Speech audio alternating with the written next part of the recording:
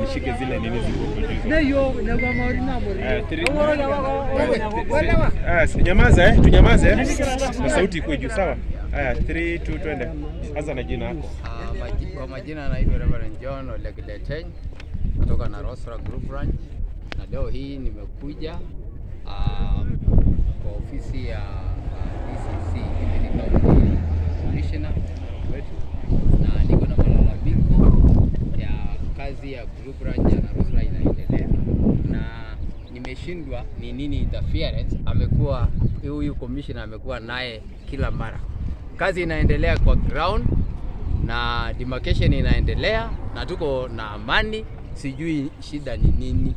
Na inapaswa kama commissioner wetu angekuwa akituangalilia kama kuna shida yoyote aweze kuja kutatua katika njia mwafaka.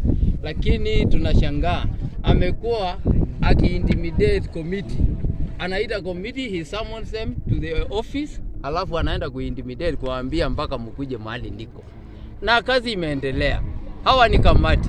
They have been declared waweze kudemarcate ardhi. Na sasa ilikuwa imesimama kwa sababu ya kotini, lakini kotini ilipeana idhini ya endelea na kazi. Jambo lingine tumesikia fununu anasema atalete surveyor ya serikali. Kwa nini? Na tulikia engage surveyor, private surveyor, na anakata ardhi vizuri na tuko na amani, hatujapigana. Kwa hivyo sijui ni interest gani yeye ako naye. Mwambie bwana Kisalu awachane na Group Ranch ya Naroosura. Hatutaki hiyo interest yake.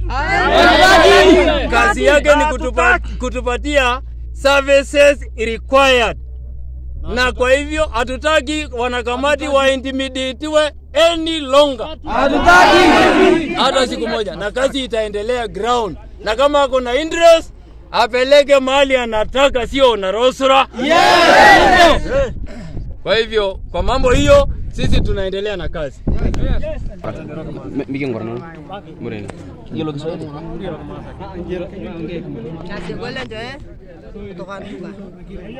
Ije roji. Okay. Tunaweza